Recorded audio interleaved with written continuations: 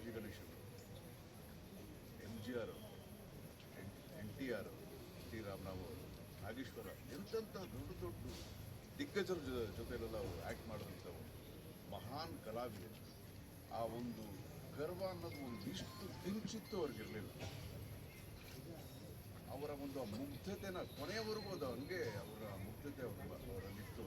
ಅದರಿಂದಲೇ ಪ್ರತಿಯೊಬ್ಬರು ಅವ್ರನ್ನ ಅಷ್ಟೊಂದು ಪ್ರೀತಿಸೋದಕ್ಕೆ ಕಾರಣ ಇದೆ. ಸೊ ನಮಗೆ ಈ ವಿಚಾರ ಕೇಳಿದಾಗ ಹೇಗೆ ಬಂದು ತಕ್ಷಣಕ್ಕೆ ಸರ್ಜಮ್ಮ ಅವರು ಇಲ್ಲ ಅಂತ ವಿಚಾರ ಗೊತ್ತಾದ ತಕ್ಷಣ ಹೇಗೆ ಅದಕ್ಕೆ ರಿಯಾಕ್ಟ್ ಮಾಡಬೇಕು ಅಂತ ಕೂಡ ಗೊತ್ತಾಗಲಿಲ್ಲ. ಒಬ್ಬರು ಮುಖ ನೋಡ್ತಿದ್ದಾರೆ, ಅಷ್ಟು ಜೀರ್ಣಿಸ್ಕೊಳ್ಳೋಕೆ ಆಗದಿರೋಷ್ಟು ಸತ್ಯ ಆಗೋದು. ಸೊ ಅವ್ರ ಬಗ್ಗೆ ಎಷ್ಟು ಮಾತಾಡಿದ್ರು ಮಾತಾಡ್ತಾನೆ ಇರಬೇಕು. ಯಾವಾಗ ನಾನು ಇರೋದು ಚೆನ್ನೈನ ಆಗಿರೋದ್ರಿಂದ ಚೆನ್ನೈಗೆ ಯಾವಾಗ ಬಂದರೂ ಬಂದುಬಿಡೋರು.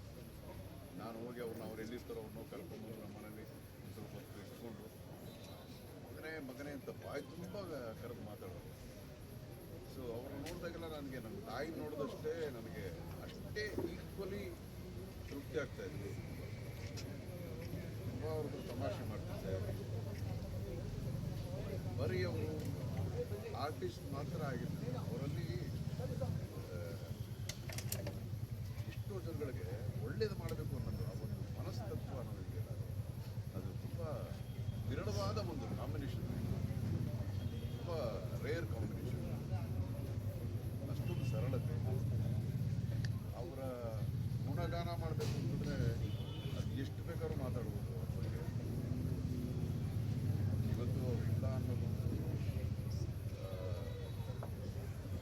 ವಿಷಯ ಸತ್ಯ. ಆದರೂ ಅವ್ರು ಬಿಟ್ಟೋದಂಥ ಎಷ್ಟೋ ಒಳ್ಳೆಯ ವಿಷಯಗಳು ಇಲ್ಲಿ ಅವ್ರ ಮನೆ ತುಂಬ ತುಂಬಿ ತುಳ್ಕಾಡ್ತಿದೆ. ನನ್ನಂಥವ್ರು ಎಷ್ಟೋ ಜನಗಳಿಗೆ ಅವರು ಬಂದು ಇನ್ಸ್ಪಿರೇಷನ್ ಆಗಿದ್ದಾರೆ.